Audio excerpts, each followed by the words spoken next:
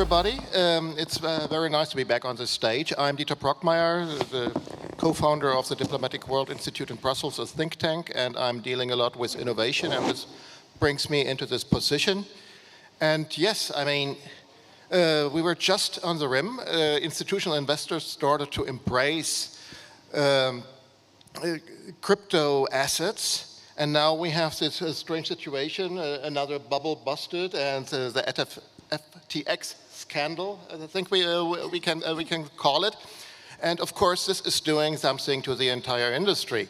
Gabriel, your company, you were trying out FTX, but you decided not to go with it. Why? And how do you see the? What are the implications on decentralized finance? Thank you. So my name is Gabriel. Nice to see all of you. I'm from a company called Rosevale. What we do automated trading strategy. So our product works via APIs of centralized exchanges. And we had a hard time actually choosing our centralized exchange because there are so many of them and everyone is very nice and then great, right? So yeah, of course, we tested FTX some time back, and yeah, we tried to reach out, the teams, and yes, we speak with people, and yeah, it didn't work out for us. And now looking backwards, we are very happy that we haven't started working, and yeah, none of our clients holded any assets on FTX. So yeah, we are very happy at the moment that we haven't done that. Well, I can imagine, but only when you see behind, Gabriel is replacing Lukas, who had to go earlier, but it's the same company, so she's talking about the very same things. There is a huge battleground opening up right now, and because, well, on the one hand, we have this lost trust at the moment. On the other side, of course, regulators don't want to let go. They really don't want to. They come up with regulation. With an analog mindset, as I'm always calling it, that doesn't work in the digital world. And anti-money laundering and know your customers are some of the buzzwords that are. Describing this approach, and I know you as a consultant, you're very much involved with that. What is your impression of the state of the industry? Well, thank you, Dieter. At Blocko and at Bem Legal, my two consultants firms, we set up businesses for blockchain, and we do the full compliance journey. And an interesting thing about when you think about institutional investment doesn't want risk, it wants hedging mostly. So when you're talking about big institutions, I mean, BlackRock, State Street, the kind of, they own a little piece of everything. And to face that kind of exposure, it's something that they don't want. So how will that investment change DeFi? I don't think it will. I think only when institutional investment becomes DeFi, it will actually change the space. And it has to do with what you brought up. It has to do with regulation, and it has to do with the full compliance sets that institutional investment has to endure. And how are they going to face that? I mean, the progress of regulation is slow, but it happens by adoption. And thinking about FTX, one interesting thing that we see is that people, not institutions, but people are flocking into DeFi. They're flocking into DEXs. The movement at Uniswap grew, I think, 70% last week or something. But they are not leaving the space. And that's the important thing for regulation to evolve, because the more people you have using the technology, the more democratic pressure there is, the more political pressure there is at regulators to come up with a regulation that is adaptable, that is made, that's tailored for what crypto has to offer. And that is the big thing. I mean, there's no, in my point of view, there's no such thing as not regulated. You're always regulated. The thing is, you might be regulated by laws and regulations that were not made for you, that were not made for your industry, or you are regulated by laws and regulations that are made for your industry. And that movement has to do with adoption, that movement has to do with the maturity, and the fact that something so big happened and people are not leaving crypto, they're just maturing the way they deal with crypto. That's very good news. Well, but we also have this Asian gap, as I'm always calling it, because they are moving forward a lot faster, and they are setting not only the pace, but also the framework. And I think we are really endangered losing a lot with our approach on that. But I think that's... By we, you mean Europeans. Well, I just mentioned Asia, and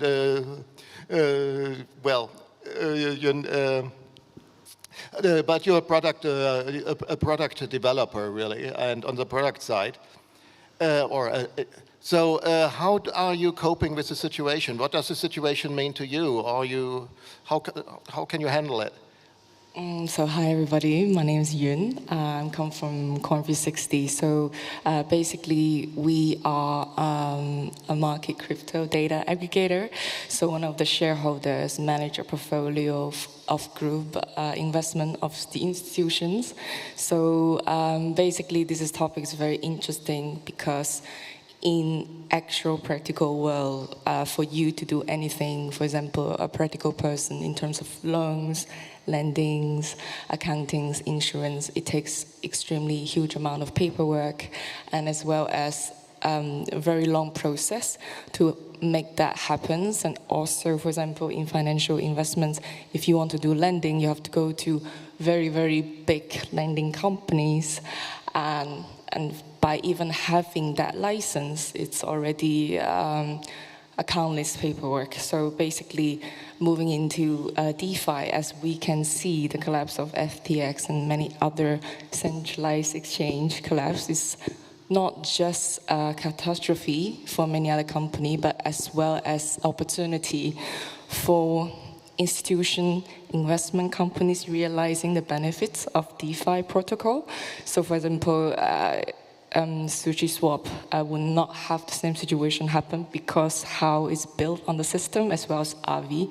So I think because this series of events of what happened, and institution is more and more realizing the benefits of going into this space, and I feel like there are many other products will come up to facilitate such events and basically make things smoother. Same as SushiSwap, how the development is getting better and better and more comprehensive.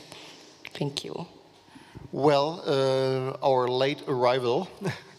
So, how are you dealing with the current situation? I mean, it's on one side, institutional investors embracing the cryptocurrencies and the crypto assets, and on the other side, you have this lost in trust. How do you see the situation? So my name is Robert Torres. I'm the CEO of Aetherius and working now with Benify. So institutional and regulation is imminent for crypto. You know, a lot of people fear of the regulation, but it's really important. If we want crypto to take this next step, if we want crypto to move forward and be what we want crypto to be, regulations are important. For example, if we look at the marijuana, I'm from the United States, in Colorado, right? A lot of people before were against, and still a lot, I would say more than half of the world still against marijuana. But for example, in Colorado, when it got approved, the regulation of marijuana, in a matter of 6 months, the state of Colorado ran out of marijuana, right? So you can only imagine what will happen when we finally get fully regulated in crypto, you know, because The people that move the money is the institutions. The retail trader, the retail investor is a really small percentage of all these market caps, not only on crypto, Forex market, financial market, the stock as well, right? So when all these institutions realize that there is a regulation in place for crypto, that their money is gonna be safer, not what happened with FTX, we're gonna see a big explosion of crypto. We're gonna see higher highs than we have ever seen. And it's because of that, because of the regulation. Things have to be regulated, because if not, people get away with things like what happened just in FTX right now. Mm-hmm.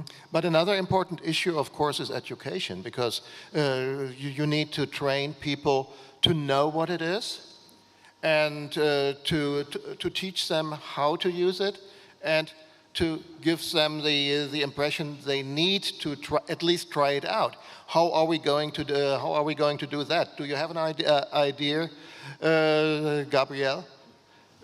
Gabriel and Gabriel. Yeah, Gabriel is fine as well. So it's good. So, yeah, definitely. I'm a teacher. I have a PhD. I was also a professor for a while, and the thing is, there's education works up to a certain extent. I think the revolution really happens when people start really using it. And education is more for the people who are not actively involved in it, because people who are actively involved, they usually know more than people who are trying to educate others. I mean, things happen in practice that you don't see. There are other things that you need from education, but so I think, long story short, I think education is important, but adoption is more important than education. And adoption will lead to the information that later on you can use to educate. But adoption is usually a very long project. Gabriele, how are you dealing with it? Because your platform is really relying on being adopted. Well, yeah, that's very true. So our product works at the moment on centralized exchanges. So we have a lot of now questions regarding what's the future of centralized exchanges, what is going to happen next, what you can trust. So yeah, that's quite hard, I think, now at the moment. Work with clients that your product is on centralized exchanges. So I really believe that, yeah, of course, we need more education, we need more regulation, but I really think that the future is decentralized. And we will see more and more decentralized approaches in every product. So, for example, that's why we are developing now our entire product totally on-chain, because, yeah, we believe that it's the future, and, yeah, people will trade more and more on-chain and on decentralized exchanges instead of centralized exchanges, yeah, because people want to have control over their assets. I think that's quite simple. So that's how I see that. Okay, I'm looking at the clock, and the time is flying amazingly fast. So let's just finish this round. Yun, also you from your side, you also need people adopting it, and so how and to educate people. What is your company doing in this respect, or what would you require to be on the market to help you to get your products better known? And so basically what we do is just to create a platform and provide the data and being a neutral space in the crypto market to showcase exactly what's happening in the space. And I feel like with time passes and things that happen and people see what happens in centralized managed financial systems and how the fraudulent in terms of insolvency, the fraudulent in terms of human decisions sometimes can damage collateral effect of people's investments. The education will come by itself slowly with time. And I feel like not slowly, in a sense in crypto space, it will come, I think, before we even realize. Well, Robert, your thought. So, yeah, education is the most important. Security is number one, and education is they go hand by hand, right? So one of the things we were working with Dubai is to create a school, right? A school where we can have, from a young age, kids go and start working on different projects and find sponsors where at the end of the year, all these projects can come to life, right? So we have to make it fun, make it interesting for people to like, hey, why do you want to go to crypto? Right? So what a better way to be able to teach our young generation that is the next one. They're going to be the ones that maybe going to see the full power of crypto. We might not be the ones, but I hope we are, of course. But I think education is important, and building like different schools for kids and the young generation will be the main thing. Well, thanks to everybody. And this was a very quick round. I still hope it was insightful. And yes, thanks to all again, and we're handing over to the next panel.